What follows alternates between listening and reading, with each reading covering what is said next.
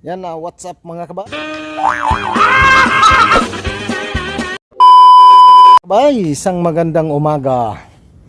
Update ko kayo doon mga kabay sa propagation natin na Prince of Orange, saka yung dalawa pang klaseng halaman. Kasi inaisiyo natin sa mga kabay. Sa lahat ng mga plantito dyan, mega shout out sa inyong lahat. Magandang umaga, ingat lagi. God bless atin lahat. Ang mga paraan ko kasi mga kabay, ina-ICU ko siya pagka galing siya sa cuttings. Tapos linalagyan binabalot natin siya ng plastic. Tapos ginagawa natin, linalagay natin sa malilim na hindi nasisikatan ng araw. Para madali siyang makarecover, madali siyang mabuhay. Ito siya. Ito ang kanyang talbos. Yan Prince of Orange. Buhay na rin siya. Yan linagyan natin ng mga stick pa ng kawayan. Yan. Orong matindong. Yan, ganyan lang sa mga kabay. Yan tinanim natin sa itim na paso na plastic. Ganito kasi ginagawa ko mga kabay. Ito may naka-ICU na naman ngayon. Yan siya. Dito may isa pa pala akong i-update sa inyo. Mabigat. Aray ko. Ito, nakita nyo rin ito mga kabay. Tinanim natin yan, isang dahon lang yan. Ito malaki na siya. Yan. Ang ginagawa kasi natin, ito naka-ICU din to dati. Ito ginanito din natin mga kabay. Kung nakikita nyo yung moist, yung parang basang-basa yung loob, yan lang ang nagsisilbing pagdidilig mga kabay. Yung pinakaano niya, yan ang nagpapabuhay sa kanya. Yon. Tapos napakahalaga tong mga ganito mga kabay na idea, lalong-lalo na sa mga baguhan na naghahalaman. Kasi ang paghahalaman mga kabay, napakalaking tulong o sa natin sa hanap buhay. Kasi kahit ngayon medyo mura na yung mga halaman, pero may mga halaman pa rin na sobrang mahal. Lalo na yung mga tricolors na mga iba't ibang klaseng pelo, yan sobrang mahal na pa rin. Ang mga gagawin lang natin pagka makakuha tayo ng mother plant para sureball tayo, tulad nito, 100% nabubuhay talaga siya. Ang gagawin natin mga kabay, i-ICU natin talaga yan i-ICU.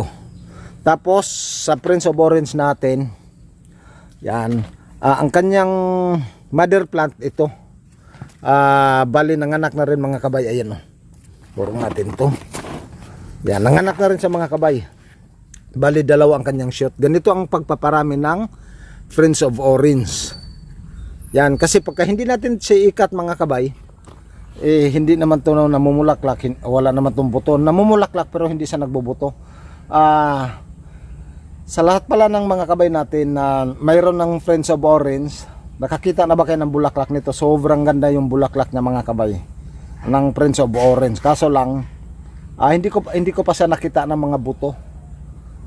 Ano lang siya talaga, bulaklak lang yung ito. Sobrang ganda, pulang-pula yung kanyang bagong shoot. Bali dalawa. Yan bali dalawa. Yan ang kanyang shoot. Yan, dalawang piraso. Kaso lang yung pinagtamnan natin, medyo pahaba mga kabay para yung ugat niya magiging tawag nito, magiging komportable. Tapos siyempre pagka nagbigyan ng shoot yan, maganda talaga yung sa'yo yan dalawang piraso. O pagka medyo lumaki na yan mga kabay, pwede na natin ikat ulit yan. O magkakaroon na naman tayo ng mother plant. Tapos yung isa natin, ito galing din to sa ICU. Yan siya sobrang ganda rin ito mga kabay, variegated. Two colors yan na pelo. Yan, ito may bagong na rin siya. May bagong talbos. Ayan yan ito. Ang pinanggalingan nito mga kabay, talagang na rin, nanganak na rin mga kabay. Yung pinagputulan natin, yung kinat natin, ayan siya. Sobrang ganda yung kanyang talbos at saka yung kanyang bulaklak. Yan. Tapos ito mga kabay di ko alam mga kabay, kasi first time ko rin gumawa ng hanging. Yung nakahanging lang siya na walang nakakatabi, kasi dito ko siya linalagay sa trellis. Ayan yan, ito yung kanyang alambre. Sobrang ganda niya. Ayan sobrang ganda ang kanyang mga dahon. Kasi ginagawa ko mga kabay, yan, ihanging natin siya. Yan, dito lang siya nakalagay. Yan yan, ginaganyan lang natin siya. Tapos yung kanyang lupa, siyempre minsan medyo matuyuan siya kasi yun na nga, may pasok tayo, nagdadrive tayo. Pero alam ko hiyang na rin yung ano natin mga kabay, yung halaman na to dito. Yan o, may mga ugat na siya ng panibago, sobrang ganda. O yun lang yung ano natin, update yan sa mga halaman natin. Yun, sa lahat ng gustong magpropagates, ganito lang gawin nyo. Yan, kailangan natin i-ICU para 100% mabubuhay.